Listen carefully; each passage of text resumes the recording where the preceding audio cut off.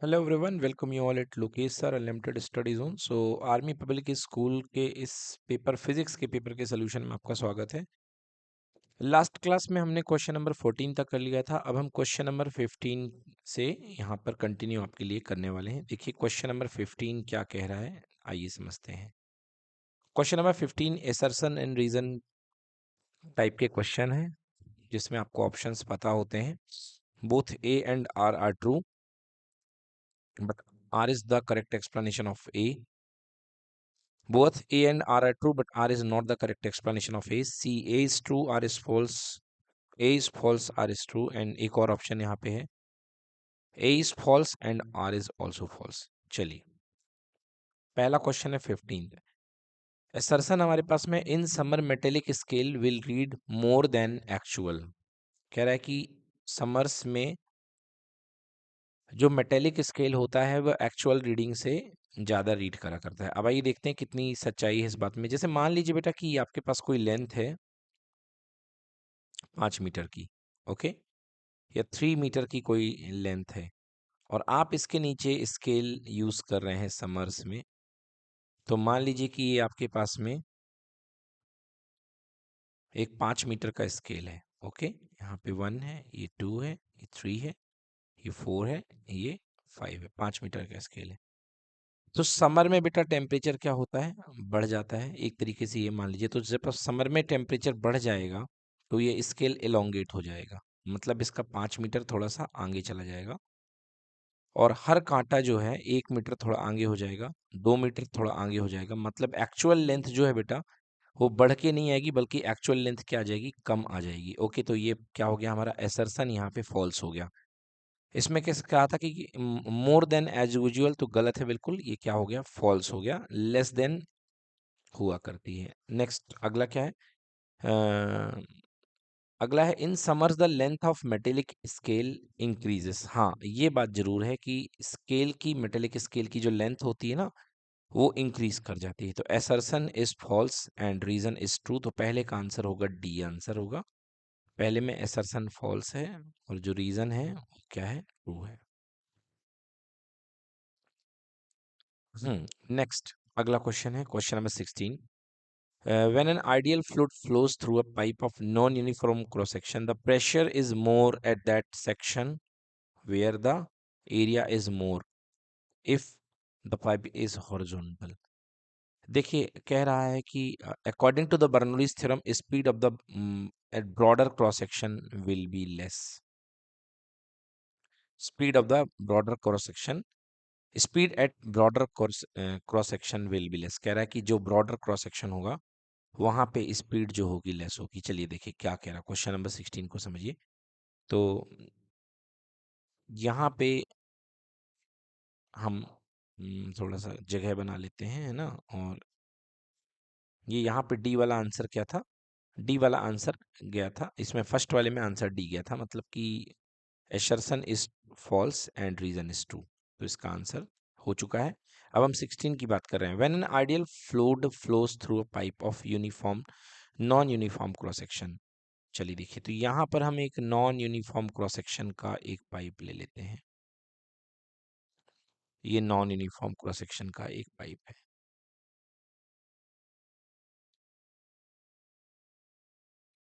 हम्म, तो ये देखिए नॉन यूनिफॉर्म, अगर पाइप यहाँ पे हॉरिजॉन्टल रखा हुआ है, when an ideal fluid flows through a pipe of non uniform cross section the pressure more at the section where area is more if the pipe is horizontal. यहाँ पे ये कहा जा रहा है कि जो प्रेशर होगा उस सेक्शन पे ज़्यादा होगा जहाँ पे एरिया ज़्यादा होगा, अगर पाइप हॉरिजॉन्टल है। तो देखिए बच्चों, क्या बोला गया था आपके पास में, जो बर्नौलीज थ्योरम था वो ये हुआ करता था कि pressure energy per unit volume, तो pressure energy per unit volume क्या हुआ करती थी, P plus half rho V square. Okay, half rho V square plus equals to, इसे आप P1 ले लें और इसे रो V1 ले लें। V1 स्पीड है, equals to P2 plus half rho V2 square. ठीक है, तो अब ये कहा जा रहा है कि प्रेशर उस सेक्शन पे ज़्यादा होगा जहाँ पे एरिया ज़्यादा होगा if the pipe is horizontal. Pressure उस सेक्शन पे ज़्यादा होगा, मतलब प्रेशर की रिलेशनशिप आपकी यहाँ पर किसके द्वारा दिखाई जा रही है, एरिया के द्वारा दिखाई जा रही है ना। प्रेशर की रिलेशनशिप आपकी एरिया से दिखाई जा रही है। वैसे देखा जाए तो pressure is inversely proportional to area हुआ करता है, क्योंकि एरिया कम होगा तो प्रेशर क्या होगा, ज़्यादा होगा। तो when an ideal fluid flows through a pipe of non-uniform cross section, the pressure is more at the section where area is more। तो ये तो मुझे गलत लग रहा है, क्योंकि प्रेशर उस सेक्शन पे ज़्यादा होगा जहाँ पे एरिया कम होगा। ओके, क्योंकि pressure inversely proportional to area हुआ करता है। मगर बच्चों यहाँ पर ये कंसेप्ट हम नहीं लगा सकते हैं, pressure is inversely proportional to area का। सॉरी, देखिए यहाँ पे एक्चुअली फ्लूइड है, तो फ्लूइड में हम बर्नौली प्रिंसिपल से ही काम कर पाएंगे। देखिए कैसे ये काम करेगा कि, तो ये आप जानते हैं कि अगर किसी पॉइंट पर प्रेशर ज़्यादा होगा, है ना, जैसे कि किसी पॉइंट पर प्रेशर ज़्यादा है, इस पॉइंट पर प्रेशर ज़्यादा है, तो आपको पता होना चाहिए कि अगर जिस रीजन पे प्रेशर ज़्यादा हुआ करता है वहाँ पर काइनेटिक एनर्जी क्या होगी, कम होगी। काइनेटिक एनर्जी कम होगी मतलब हाई प्रेशर मतलब कि लो स्पीड, और लो प्रेशर मतलब हाई स्पीड। तो प्रेशर ज़्यादा है मतलब स्पीड कम होगी, और स्पीड कम होगी। आप जानते हैं कि a into v equals to constant, equation of continuity, तो v is equals to 1/a। v is equals to constant upon a, या area is inversely proportional to speed. तो प्रेशर ज़्यादा मीन्स स्पीड कम, और स्पीड कम का मतलब एरिया ज़्यादा। तो यहाँ पर क्या कहा जा रहा है कि the ideal fluid through a pipe of a non-uniform cross section, then pressure is more at the section where the area is more। हाँ, तो ये बात बिल्कुल यहाँ पे सही हो चुकी कि जहाँ पे प्रेशर ज़्यादा हो रहा है वहाँ पे एरिया भी क्या होना पड़ रहा है, ज़्यादा होना पड़ रहा है ना। एरिया भी क्या होना पड़ेगा, ज़्यादा होना पड़ेगा। तो according to the Bernoulli's theorem speed at broader cross section will be less. हाँ, ये बात बिल्कुल सही है कि जहाँ पर according to the Bernoulli's theorem, अब बर्नौलीज थ्योरम इसका एक्सप्लेनेशन दिया जा रहा है कि जो ब्रॉडर क्रॉस सेक्शन होते हैं, ब्रॉडर क्रॉस सेक्शन यानी कि चौड़े क्रॉस सेक्शन पे जो स्पीड होती है वो लेस हुआ करती है। तो चौड़े क्रॉस सेक्शन पे स्पीड लेस होने का कंसेप्ट यही है, क्योंकि एरिया बढ़ जाएगा। ओके, तो प्रेशर प्रेशर बढ़ेगा तो एरिया बढ़ जाएगा, है ना, और इस वजह से स्पीड क्या हो जाएगी, कम हो जाएगी। तो ये दोनों बिल्कुल एक्सप्लेन कर रहा है रीजन भी। तो आंसर इसका क्या होगा, ए ऑप्शन होगा कि assertion is true and reason is the correct explanation of assertion, A. 17 question पे आते हैं हम लोग। 17 question, assertion if amplitude of SHM is increase then time period of the SHM will increase. पहला स्टेटमेंट दिया गया है कि अगर किसी एसएचएम का आप अगर एम्पलीट्यूड बढ़ा देते हैं तो उसका टाइम पीरियड भी इंक्रीज हो जाएगा। अच्छा जी, ठीक। अगला, if amplitude is increase body have to travel more distance in complete one oscillation. कह रहा है कि अगर एम्पलीट्यूड इंक्रीज हो रहा है तो बॉडी को जो है ज़्यादा डिस्टेंस ट्रेवल करनी पड़ती है एक ऑसिलेशन में, इसलिए टाइम पीरियड भी बढ़ जाएगा। बताइए क्या है सही बात। तो देखिए क्वेश्चन नंबर 17 के आंसर के लिए आप पहले स्टेटमेंट पर विचार करिए कि if amplitude of SHM is increase time period of the SHM will increase. अगर आप किसी भी बात कर लें, अगर मान लो आप सिंपल पेंडुलम की बात कर लो, तो T is equals to 2 pi under root L/G। Okay, तो ये बात देखिए कि ये क्या कहीं पर ये एम्पलीट्यूड पे डिपेंड कर रहा है, या आप स्प्रिंग की बात करो तो T is equals to 2 pi under root M/K, है ना, ये होता है स्प्रिंग का। तो कहीं पर भी एम्पलीट्यूड पे डिपेंड नहीं कर रहा है, इसलिए फर्स्ट स्टेटमेंट क्या हो जाएगा, फॉल्स हो जाएगा। फर्स्ट स्टेटमेंट क्या हो जाएगा, फॉल्स हो जाएगा। Second statement, if amplitude is increase body will have to travel more distance to complete one oscillation. हाँ, ये बात जरूर है कि बॉडी को ज्यादा चलना पड़ता है।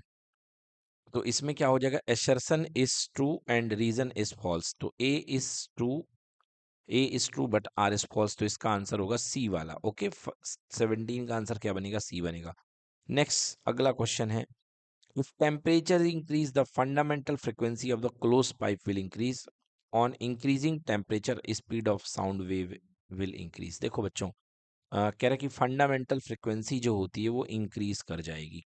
कैसे बता पाएंगे इसको? देखो, सबसे पहले v इक्वल्स टू होता है nu lambda. v equals to कितना होता है? Nu lambda. तो न्यू इज इक्वल्स टू हो जाएगा लैम्डा बाई v। गलत कर गए। न्यू इज इक्वल्स टू हो जाएगा v by lambda. Nu equals to हो जाएगा v बाई लैम्डा। मतलब अगर साउंड वेव की स्पीड बढ़ती है तो फ्रिक्वेंसी भी बढ़ेगी। अब दूसरी बात करते हैं कि साउंड वेव की जो स्पीड होती है इसको आप vs लिख सकते हो। तो vs इक्वल्स टू होता है under root E coefficient of elasticity by rho. Okay, by rho. अब देखिए, अगर आप कह रहे हो कि अगर आप टेम्परेचर बढ़ा रहे हो, टेम्परेचर अगर आप बढ़ाओगे तो टेम्परेचर बढ़ाने से डेंसिटी कम हो जाएगी, और डेंसिटी कम होने से स्पीड क्या हो जाएगी? बिल्कुल सही है, बढ़ जाएगी। तो मतलब ये जो पहला स्टेटमेंट है ये हमारा बिल्कुल ट्रू है। फर्स्ट वाला जो स्टेटमेंट है एकदम ये सही है। अब इसका रेजोल्यूशन यानी कि रीजन देखिए, कह रहा है कि by increasing the temperature speed of sound wave increases. हाँ, तो ये आप कह सकते हो कि increasing the temperature, temperature increase करने से साउंड वेव की स्पीड जो होती है, साउंड वेव की स्पीड जो हुआ करती है बढ़ जाती है, और साउंड वेव की स्पीड बढ़ने से फ्रीक्वेंसी भी बढ़ जाएगी। तो यहाँ पर आंसर इसका क्या होगा?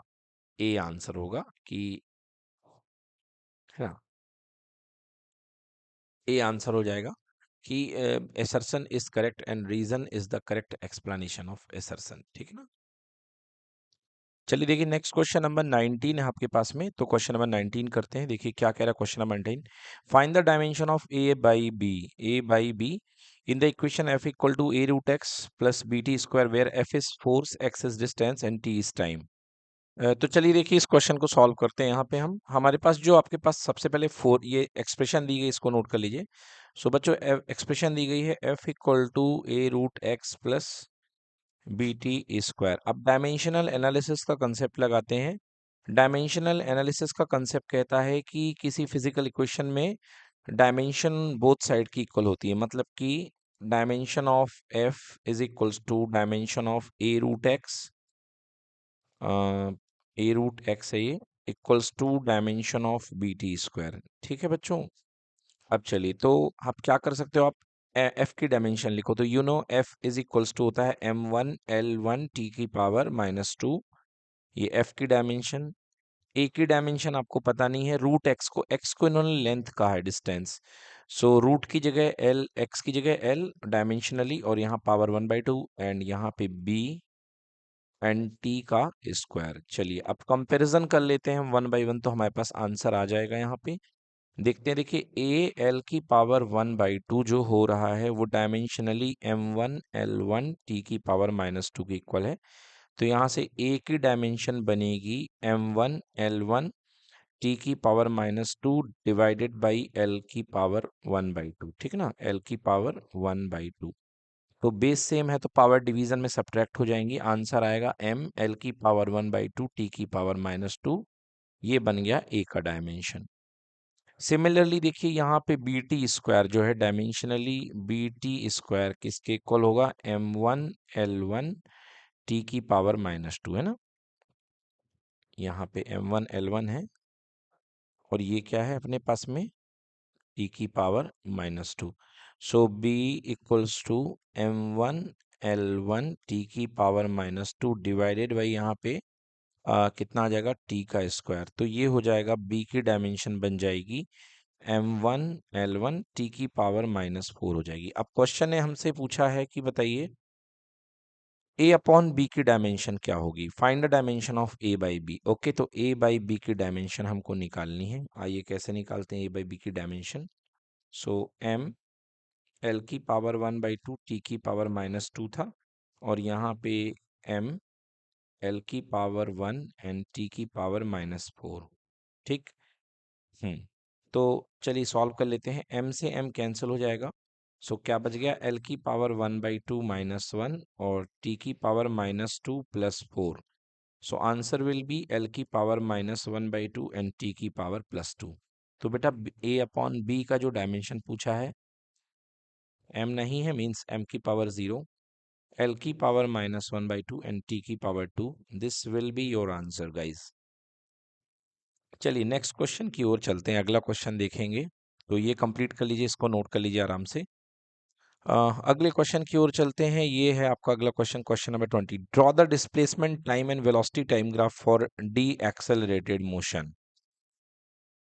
देखिए, displacement time graph and velocity time graph for decelerated motion.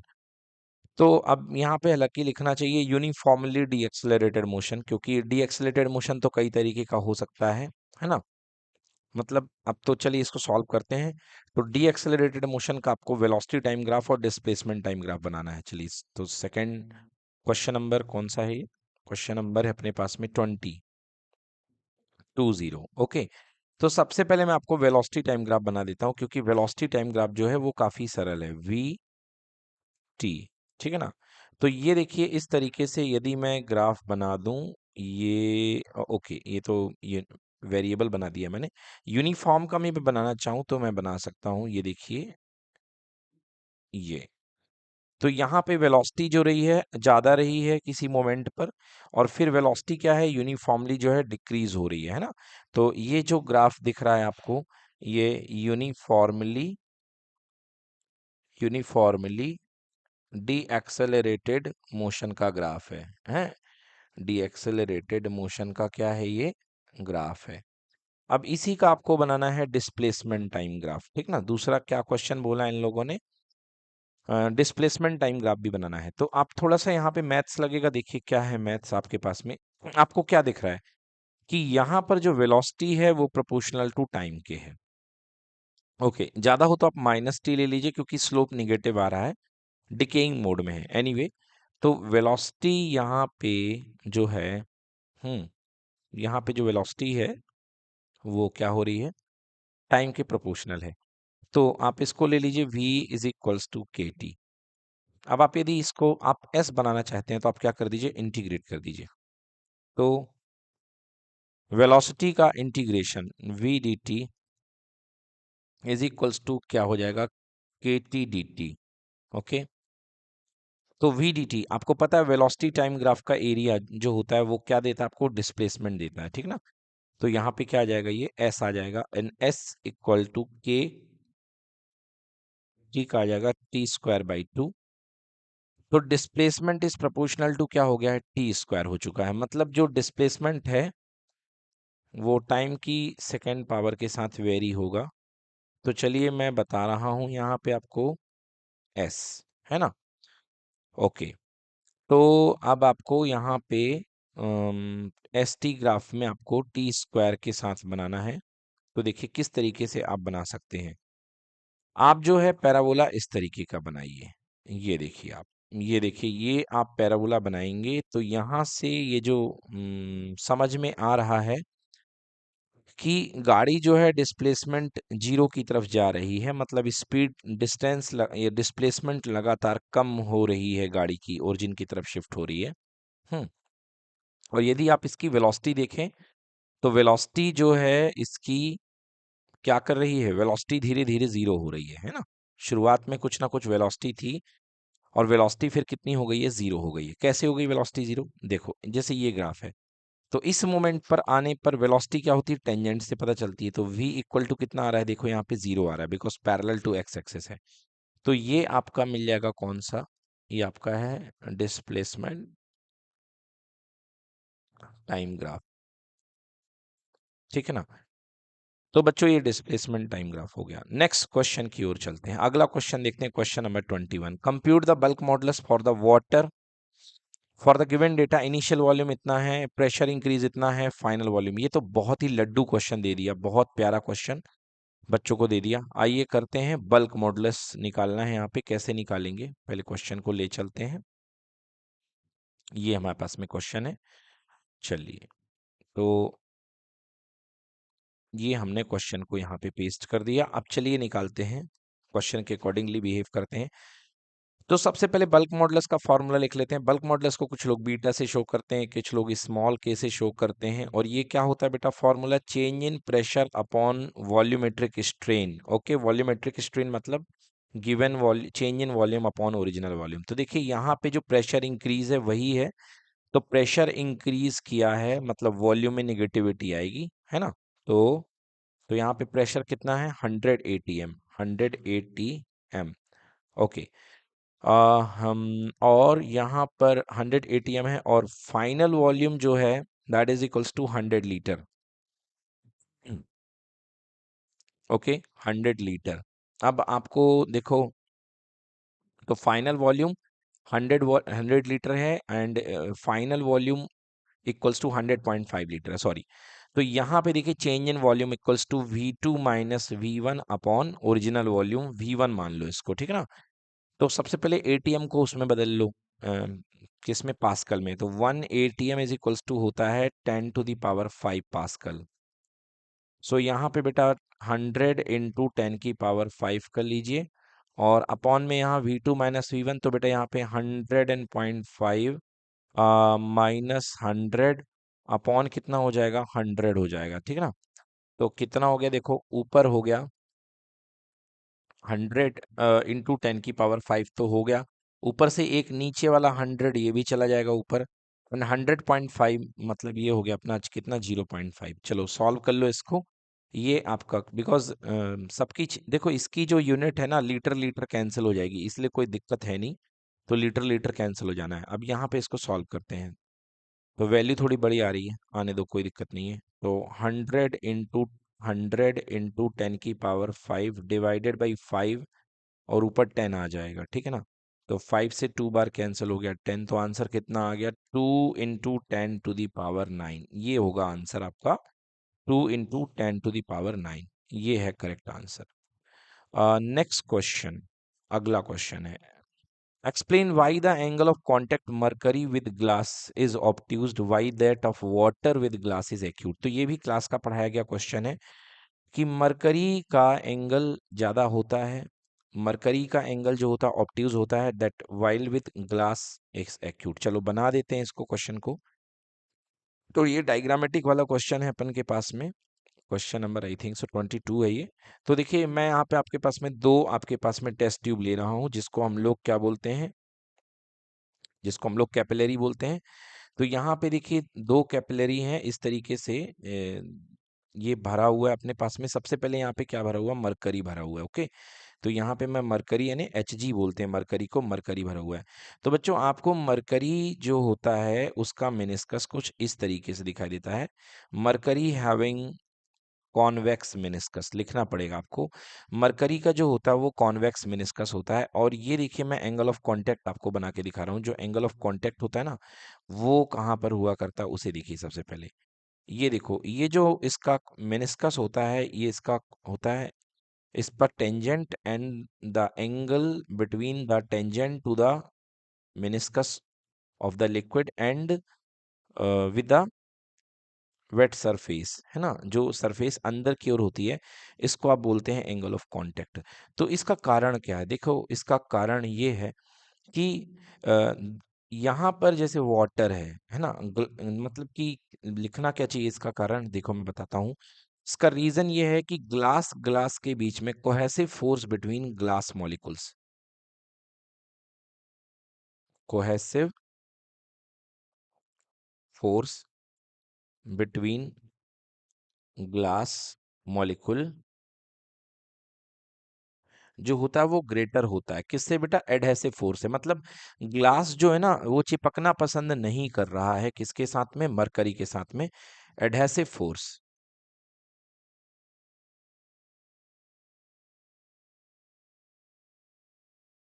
Between glass and mercury.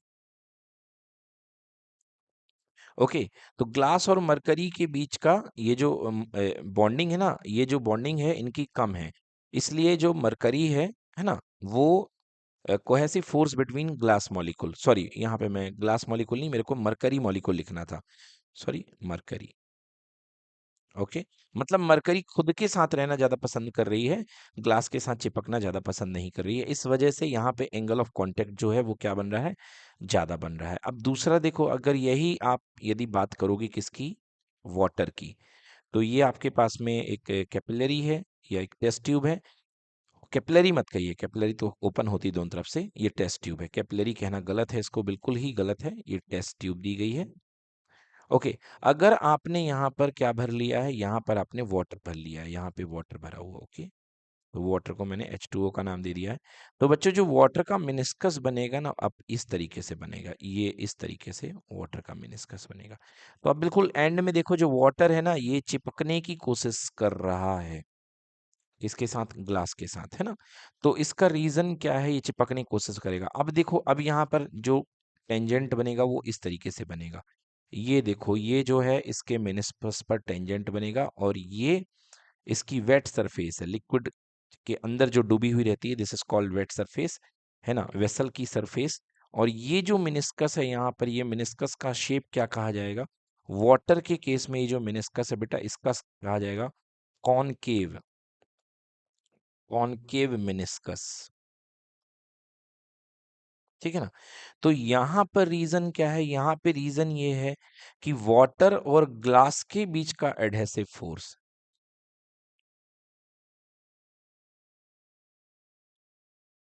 Adhesive force between water and glass, water and glass जो होता है ना, वो ज्यादा हुआ करता है। किससे ज्यादा होता है, adhesive force between water and glass जो होता है, वो ग्लास, वाटर और ग्लास के बीच का एडहेसिव फोर्स, वो वाटर के मॉलिक्यूल्स के कोहेसिव फोर्स से ज्यादा होता है ना, cohesive force between water molecules, ठीक है ना। तो वाटर मॉलिक्यूल्स के कोहेसिव फोर्स से ज्यादा होता है, इस वजह से यहाँ पर ये कहानी हो रही है जो आपने देखा कि पानी के मॉलिक्यूल जो होते हैं उनमें कोहेसिव फोर्स कम हो जाता है, उनका कांच के साथ एडहेसिव फोर्स ज्यादा हो जाता है। और इसका उल्टा जो मरकरी के केस में, मरकरी का जो कोहेसिव फोर्स होता है वो ज्यादा होता है, और एडहेसिव फोर्स कम हो जाता है। इस वजह से यहाँ पर दो आपको एंगल ऑफ कांटेक्ट अलग अलग दिखते हैं। चलिए अगला क्वेश्चन देखिए क्या कह रहा है यहाँ के, कि detergent should have small angle of contact. Detergent में जो एंगल ऑफ कांटेक्ट होता है वो स्मॉल होता है, इसका रीजन आपको बताना है। तो देखिए क्या हो सकता है, इसके आंसर में दो तरीके से कह सकता हूँ कि डिटर्जेंट का जो है एंगल ऑफ कांटेक्ट जो होता है स्मॉल क्यों होना चाहिए, है ना। एंगल ऑफ कांटेक्ट स्मॉल क्यों होना चाहिए, देखिए एंगल ऑफ कांटेक्ट स्मॉल होने का मतलब ये है कि एंगल ऑफ कांटेक्ट अगर स्मॉल होगा, इसका मतलब एंगल ऑफ कांटेक्ट स्मॉल होने का मतलब एडहेसिव फोर्स ज्यादा होगा, ठीक है ना। अगर थीटा जो है वो स्मॉल है, थीटा जो है वो क्या है, स्मॉल है, इसका मतलब जो एडहेसिव फोर्स होगा वो कोहेसिव फोर्स से क्या होगा, ज्यादा होगा, कोहेसिव फोर्स से क्या होगा, ज्यादा होगा। और एडहेसिव फोर्स अगर कोहेसिव फोर्स से कम है तो कैपिलरी राइज बेटर मिलेगा, कैपिलरी राइज क्या मिलेगा, बेटर मिलेगा। एक तो तरीका ये है। अब दूसरा लॉजिकल तरीका मैं आपके सामने यहाँ पे बता रहा हूँ कि लॉजिकल तरीका क्या है। देखिए लॉजिकल तरीका ये आपके सामने जो लिखा हुआ है, इसको आप समझ सकते हो। देखो कि अब कैपिलरी राइज का फॉर्मूला क्या होता है, H इक्वल्स टू होता है 2t cos theta upon R, 2t cos theta by R, R is the radius of the meniscus, ये पढ़े होगे आप ना। तो अब अगर थीटा स्मॉल होगा, अगर थीटा क्या होगा, स्मॉल होगा, तो कॉस थीटा क्या होगा बेटा, बड़ा होता जाएगा, है ना, क्योंकि आपको पता है कि थीटा की वैल्यू कम होती जाती है तो कॉस थीटा की वैल्यू बढ़ती जाती है। और अगर कॉस थीटा बढ़ेगा तो कॉस थीटा बढ़ने के साथ साथ कैपिलरी राइज भी क्या होगा, बढ़ेगा। और वाटर जो होगा, जैसे कि आप मान लीजिए कपड़े धो रहे हैं, तो ये कपड़े का कोई रेशा है ना, तो अगर थीटा कम है तो कपड़े में ऊपर तक पानी जो है पेनेट्रेट कर पाएगा, अच्छे से इजीली जा पाएगा। तो दैट्स वाई थीटा को स्मॉल लेना पड़ता है। चलिए इसका आंसर पढ़ते हैं हम लोग। Since capillary rise H equals to 2t cos theta upon R, okay, ये कुछ नहीं है। दैट इज, यहाँ पे दैट इज लिखा हुआ है ना, आर रो जी लिखा हुआ है, ओके, खैर उससे कोई मतलब नहीं है। H is directly proportional independent on theta, H is directly independent on theta means theta अगर स्मॉल हो जाएगा तो कॉस थीटा लार्ज हो जाएगा। And the detergent should have a smaller angle of contact, detergent will penetrate more in cloth and clean clean better. तो इस कारण से आपको डिटर्जेंट मिलाया जाता है, ठीक है ना। अच्छा एक और रीजन मैं आपको बता दूं, देखिए जब आप डिटर्जेंट मिलाते हैं तो पानी का सरफेस टेंशन कम हो जाता है। जैसे ये आपके पास में पानी रखा हुआ है ना, तो डिटर्जेंट मिलाने से, ऑन मिक्सिंग डिटर्जेंट जो होता है, पानी का सरफेस टेंशन क्या हो जाता है, कम हो जाता है। मतलब टी की वैल्यू क्या हो जाती है, लोअर हो जाती है। और सरफेस टेंशन कम होने से कपड़े अच्छे धुलते हैं, तो ये भी एक पॉसिबल रीजन है। तो इन 3 रीजन में से आप कोई भी रीजन आप दे सकते हैं। चलिए next, state kelvin Planck and Clausius statement of the second law of thermodynamics. तो ये तो सीधे सीधे रटने वाला क्वेश्चन आ गया कि केल्विन प्लांक स्टेटमेंट बताना था एंड क्लॉसियस स्टेटमेंट। तो दोनों स्टेटमेंट आपको थर्मोडायनेमिक्स में बताए गए थे कि केल्विन प्लांक का स्टेटमेंट क्या है और क्लॉसियस का स्टेटमेंट क्या है। तो ऊपर वाला क्वेश्चन कंपेरेटिवली ज्यादा इजी है ना। चलिए, तो दोनों स्टेटमेंट मैं आपको बताता हूँ। तो देखिए, सबसे पहले मैं आपको क्लॉसेस स्टेटमेंट यहाँ पे रीड करके बता रहा हूँ। क्लॉसेस स्टेटमेंट क्या था, heat can not move from a colder body to a warmer body without some other change occurring at the same time. मतलब कि नेचुरली जो है, heat is always travelling from source to sink या higher temperature to lower temperature, ठीक ना। मतलब जो heat होती है हमेशा जो होती है वो सोर्स से सिंक की ओर, मतलब हाई टेम्परेचर से लेके लो टेम्परेचर की ओर ही एक्ट कर रही है, ट्रांसमिट होती है, ठीक ना। तो यही स्टेटमेंट था पहला, heat can not move from a colder body to a warmer body without some other change occurring at the same time. इसका मतलब विदाउट एनी एक्सटर्नल अफेयर, बिना किसी बाहरी ताकत के आप जो है हीट को कोल्डर कोल्डर बॉडी से वार्मर बॉडी की ओर कभी ले नहीं जा सकते हैं, पहला स्टेटमेंट। इसको और क्या लिख सकते हैं, it is impossible to construct a device that transfer heat from a cooler body to a hotter body one without doing any other work. हाँ, ये स्टेटमेंट अच्छा लग रहा है, इसको आप लिख सकते हैं। दोनों में से एक जो है, ये वाला स्टेटमेंट बढ़िया है। It is impossible to construct a device, ये मुश्किल है कंस्ट्रक्ट करना ऐसे डिवाइस को जिसमें हीट जो है ट्रांसफर होगी फ्रॉम अ कूलर बॉडी, ठंडे बॉडी से लेके गर्म बॉडी की ओर हीट जो है without doing any another work, बिना किसी अनदर काम करे, बाहरी ताकत के हीट कभी भी लो से हाई टेम्परेचर में फ्लो नहीं हो सकती। ये था आपका क्लॉसियस स्टेटमेंट। अब केल्विन प्लांक स्टेटमेंट क्या था, केल्विन प्लांक स्टेटमेंट ये था कि आप यदि कहो कि ये सोर्स है और ये सिंक है, और बिना सिंक का यूज के लिए आपने Q1 अमाउंट आपने हीट दे दी, और ये वर्क आपको उतना ही मिल जाए, है ना, वर्क इक्वल्स टू Q1। वैसे आपको पता होगा, जब मैंने आपको हीट इंजन पढ़ाया था तो मैंने बताया था कि सोर्स Q1 हीट पे होता है, सिंक Q2 हीट पे होता है, और बाकी जो बचता है बेटा, वो यहाँ कुछ हीट निकल जाती है Q2 जिसको सिंक बोलते हैं, और यहाँ पर जो यूजफुल वर्क निकलता है that is equals to Q1 minus Q2, ठीक है ना। तो सरल भाषा में आपको यदि बोला जाए केल्विन प्लांक स्टेटमेंट के बारे में, तो ये है कि ऐसा कोई इंजन नहीं बनाया जा सकता है जो पूरी की पूरी हीट को डिलीवर कर दे, मतलब कि W इक्वल्स टू Q1 आपको प्रोवाइड कर दे। ऐसा कभी पॉसिबल नहीं है। मतलब ऐसा कभी हो ही नहीं सकता है कि आपको Q2, मतलब थोड़ी सी हीट आपकी बर्बाद ना हो, आपकी हीट जाएगी ही जाएगी। ओके, थोड़ी सी आपकी हीट जो है सिंक में जाएगी ही जाएगी। तो ये देखिए, पढ़ते हैं, it is impossible for a system to be receive heat from a high temperature, high temperature मतलब सोर्स जो T1 हाई पे होता है, temperature reservoir, and produce an equal amount of work output. ये सबसे सरल डेफिनेशन है। कभी भी ऐसा कोई इंजन नहीं बना सकते हो आप, कोई ऐसा सिस्टम नहीं डेवलप कर सकते हो आप जिसमें जितनी हीट आपकी सोर्स के पास में है उतना ही आप उससे वर्क डन गेन कर लो। समझ गए, वर्क डन गेन कर लो, ऐसा पॉसिबल नहीं है, ठीक। दूसरा इसका स्टेटमेंट देखते हैं, ये क्या लिखा हुआ है, it is impossible to design a heat engine, ऐसा कोई हीट इंजन नहीं बनाया जा सकता that receive the heat from the hot reservoir and transfer all the heat energy into useful external load कह लो, वर्क कह लो, without without cooling down the cold reservoir. Yes, तो यहां तक आप छोड़ दें इसको, एक्सटर्नल लोड तक, एक्सटर्नल वर्क कह लें, मतलब ऐसा कोई इंजन पॉसिबल नहीं है कि जो पूरी पूरी आपकी हॉट रिजर्वर की हीट को या सोर्स की हीट को वर्क में कन्वर्ट कर ले, ऐसा कोई भी पॉसिबल नहीं है। ऐसा कोई भी सिस्टम बना पाना प्रैक्टिकली पॉसिबल नहीं है। सो ये आपका Kelvin Planck statement and Clausius statement शुरू में बता दिया मैंने। क्लॉसियस स्टेटमेंट एक बार फिर से रीड कर लीजिए।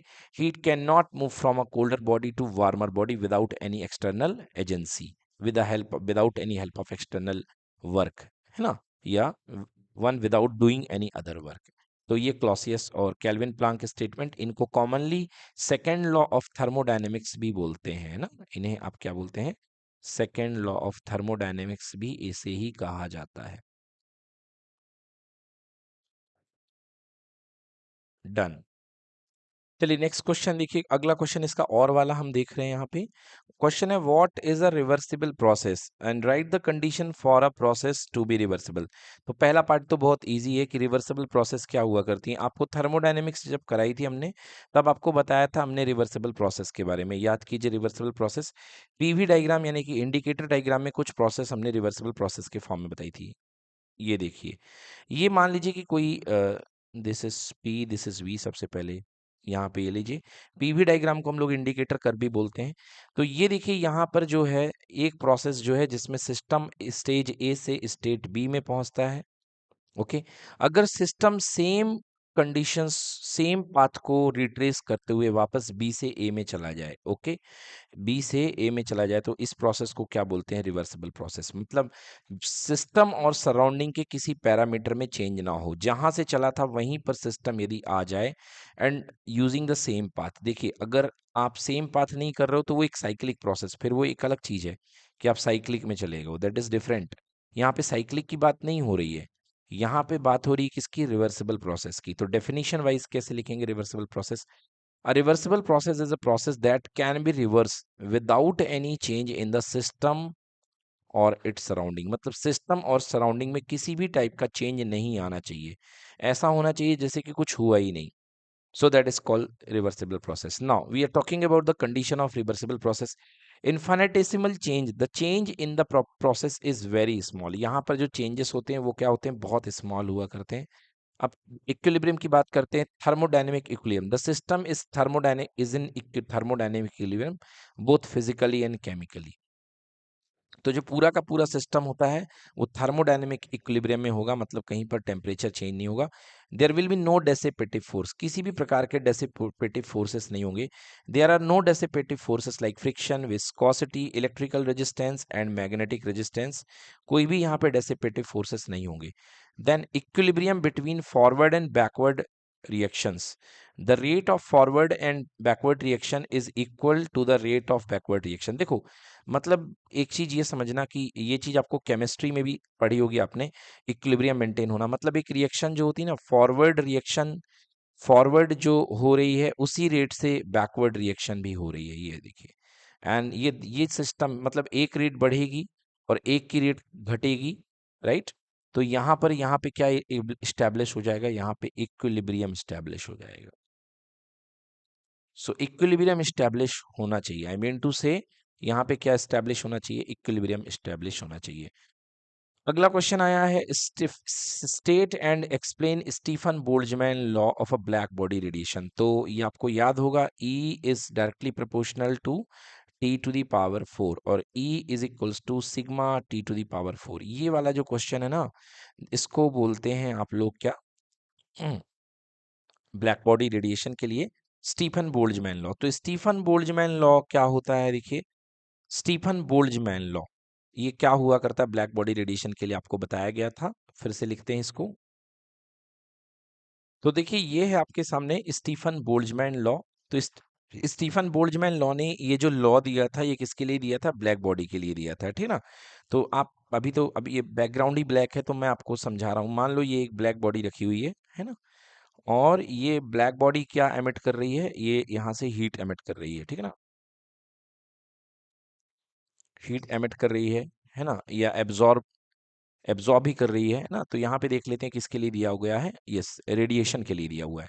तो ये ब्लैक बॉडी है और यहाँ पे ये हीट एमिट कर रही है। मान लो टोटल अमाउंट ऑफ हीट यहाँ से कितना एमिट करती है? Delta Q. तो एक बात यहाँ पे आती है जिसका नाम है एमिसिव पावर। क्या आती है? Emissive power. एमिसिव पावर, ठीक है ना। तो यहाँ पे जो बात आया करती है that is called emissive power. इसी पर ही हमारा ये जो एक्चुअली एमिसिव पावर पावर पर ही जिसको हम ई बोलते हैं ना, दैट इज इक्वल्स टू ई, यही एमिसिव पावर होती है। What is this E? Heat radiated पर यूनिट टाइम एंड पर unit area, per unit area, yes, है ना। मतलब कि कोई ब्लैक बॉडी 1 सेकंड में और यूनिट एरिया से कितनी हीट को रेडिएट करती है अपने से, this is called emissive power. तो यहाँ पर क्या कहा बोल्ट्जमैन ने, है ना, स्टीफन बोल्ट्जमैन ने क्या कहा, the total energy radiated per unit surface of area of a black body पर यूनिट टाइम। बस इसी को आप बोलते हैं।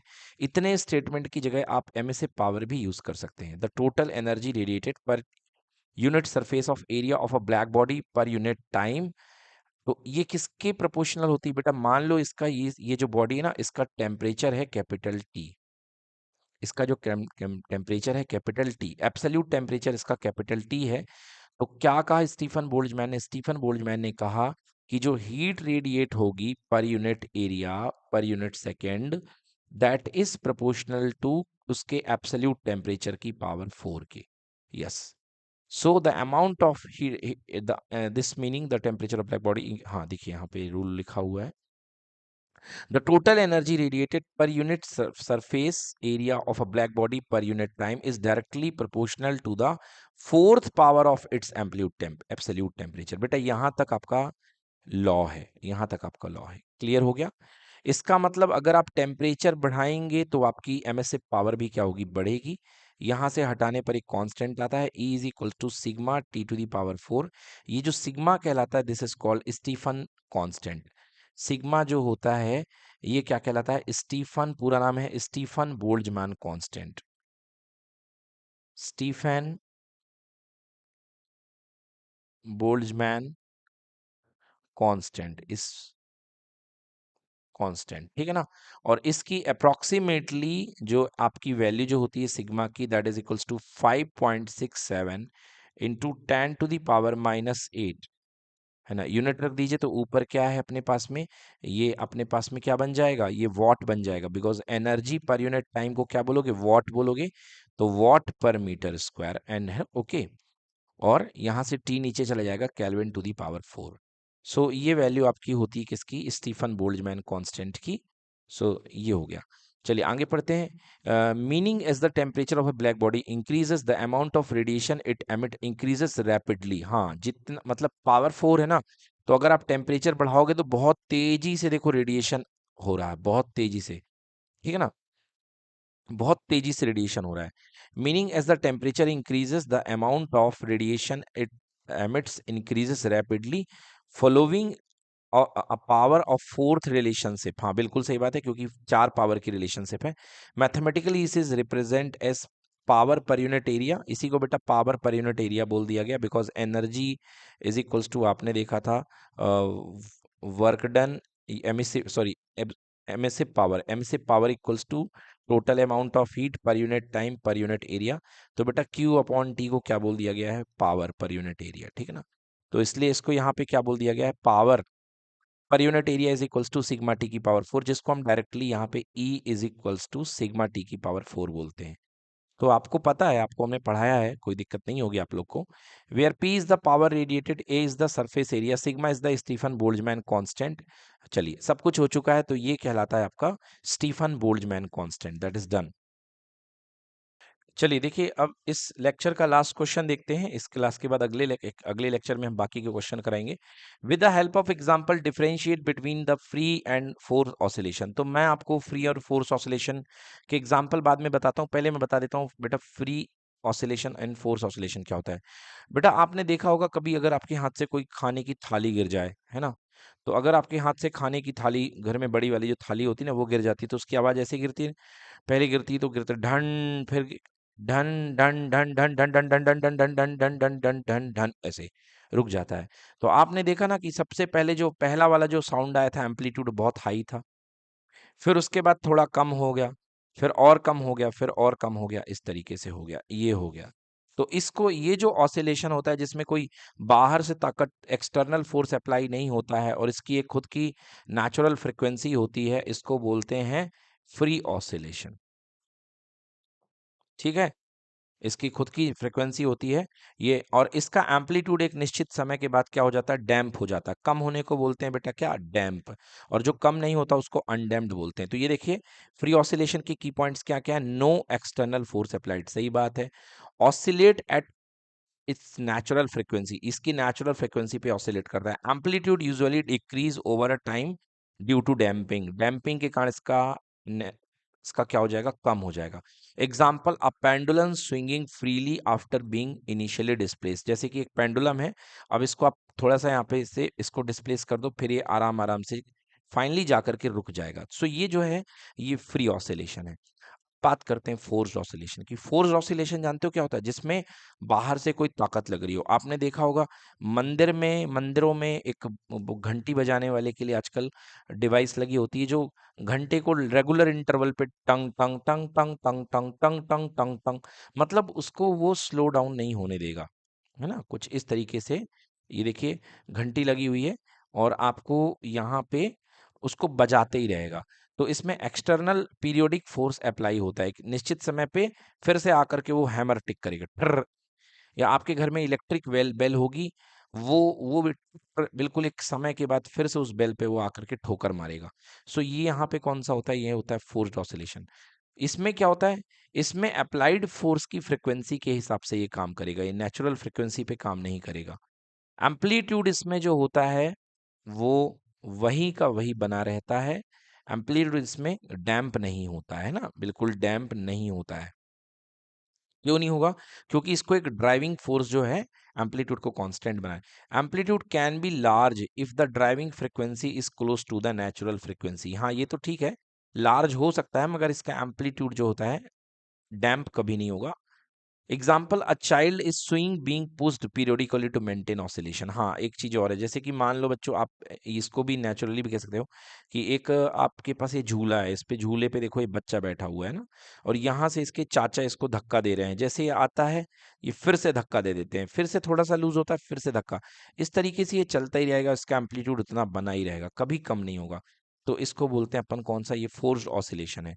सो डेफिनेशन देख लेते हैं। A free oscillation occurs when a system oscillate at its natural frequency without any external force acting on it, while a force oscillation happens when an external periodic function force derives a system to oscillate at the frequency of the applied force। यहाँ पे जो frequency होती है applied force की, driving force की frequency काम करती है, विच में different from the it's natural frequency, जो इसकी नेचुरल फ्रिक्वेंसी से अलग हो सकती है। Essentially free oscillation happens naturally while force oscillation requires an external force to maintain the oscillation। मगर यहाँ पे जो आपका जो आपका ऑसिलेशन होता है फोर्स ऑसिलेशन, उसमें क्या होता है, एक फोर्स की रिक्वायरमेंट होती है, that is called driving force और external force to maintain the oscillation. Okay, so that's it, ये हो गया आपका फोर्स ऑसिलेशन। हालांकि इसमें एग्जाम्पल पूछा गया था आपसे केवल इस क्वेश्चन में, देखिए इन्होंने कुछ वो नहीं बोला, इन्होंने right the help of example, right the help with the help of examples differentiate between, okay okay okay, example की हेल्प लेना है, मतलब जो मैंने यहाँ पे बताया एक्चुअली आपको पूरा लिखना पड़ेगा, है ना। तो ये 3 पॉइंट आपके लिखने पड़ेंगे आपको फ्री ऑसिलेशन में, ये 3 पॉइंट आपको लिखने पड़ेंगे आपको फोर्स्ड ऑसिलेशन में, और विद एग्जाम्पल आपको बताना पड़ेगा। तो एग्जाम्पल में आपने देख लिया, एग्जाम्पल पेंडुलम, और यहाँ पे एक बच्चे का एग्जाम्पल जो कि झूले में झूल रहा है। सो दैट्स इट गाइस। अगर आपको चैनल वीडियो अच्छा लगा हो तो लाइक कर दीजिए, अपने दोस्तों को शेयर कर दीजिए, कमेंट कर दीजिए, रिकमेंड कर दीजिए, और कुछ। Thank you so much for being with Lokesh sir unlimited study loan. Have a nice day, bye bye.